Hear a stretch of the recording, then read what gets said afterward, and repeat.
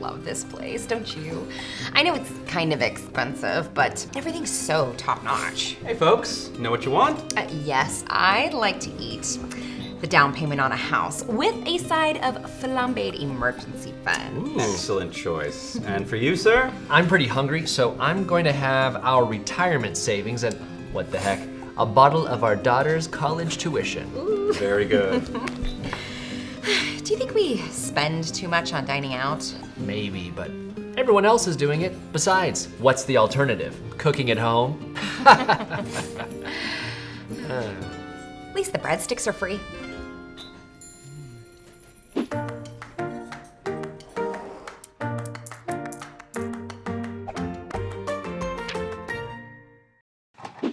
21% of Americans have no retirement savings, and another 10% have less than $5,000. It's even bleaker for millennials. Nearly 6 in 10 have nothing saved at all. Now, there are a lot of reasons for this. The increasing cost of housing, health insurance, and of course, student debt. But for many people, those costs are relatively fixed. If you're looking for practical areas to cut back, one sticks out like a fly in your soup: dining out. In 2015, for the first time in history, Americans spent more money on bars and restaurants than on groceries, with the average household now spending more than $3,000 annually on food away from home, representing between 5 and 7% of their total spending. Even though restaurant prices are increasing faster than inflation and grocery prices are holding steady or even falling, the average diner is still eating out around 5 times a week. How much is this costing us? Well, restaurants typically mark up their food by around 300%, meaning the price on the menu is about 3 times what they actually spent on the food. If that seems like a lot, remember, you're also paying for the restaurant's rent, labor, equipment, and overhead. So if you live in an area where real estate values are increasing, that also applies to the surface area of your local restaurant's tabletops. And that doesn't even include drinks. A survey by Zagat found that the average restaurant bill per person is over $36. If you do this just 3 times a week, that's over $5,600 a year. By contrast, the average meal cooked at home with groceries from the market is about $4 a person. Now you can see why so many financial advisors focus on dining out as a place to save money. How much money could you potentially save? I think it's time to run the numbers.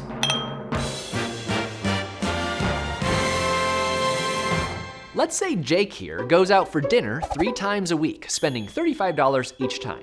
He starts every workday with a latte and croissant at his local coffee shop and buys lunch at the local food court 4 days a week. Fridays are pizza day at the office.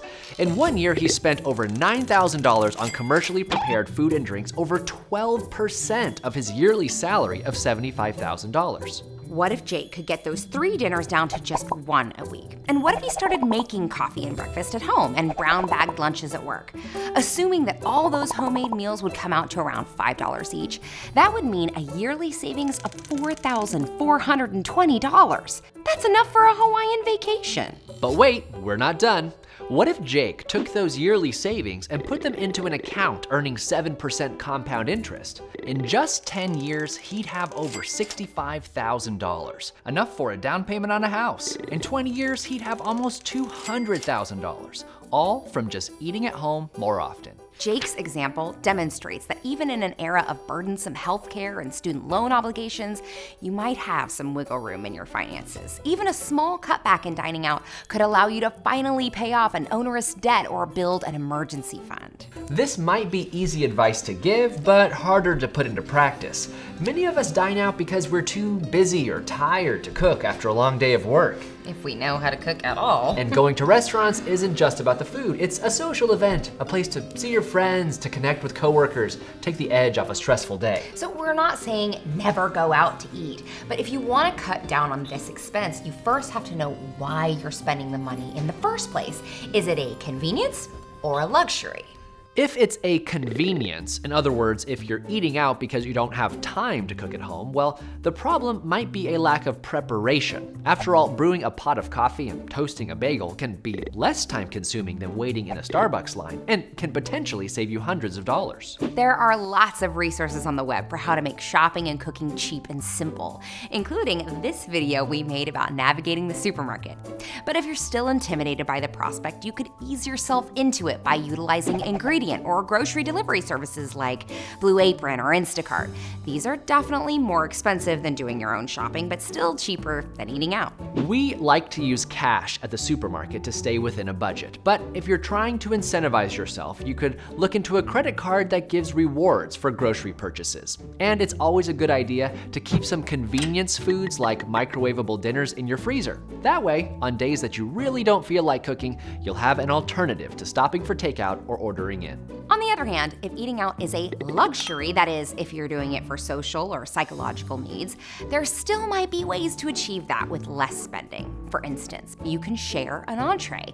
Restaurant portions are typically much larger than the average diner's appetite because it makes it easier for businesses to justify high prices. If you're there for the service and atmosphere, you can get that without overeating to the point of discomfort or leaving uneaten food behind. If you have favorite restaurants you visit often, it might be a good idea to sign up for their email lists or check Groupon for details.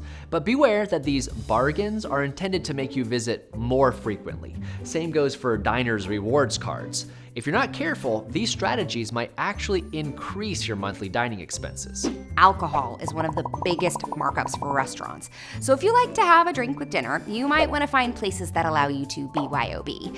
Similarly, going to an ice cream shop after dinner is usually much cheaper than ordering dessert at the table. And lastly, if you find yourself buying lunch just as an excuse to get out of the office, no one's forcing you to eat at your desk, hopefully. Take your brown bag to a nearby park or public space. It's the same psychological benefit without the cost. Dining out is a big part of our culture, and it may be an important aspect of your social or professional life, so we're not suggesting you cut it out cold turkey. But you shouldn't accept any large regular expense without asking yourself 3 fundamental questions. How much am I spending on this? What do I get out of it? And can I get the same benefit for less money? And that's our 2 cents. Do you have any tips on how to save money while dining out? Go ahead and share them with us in the comments.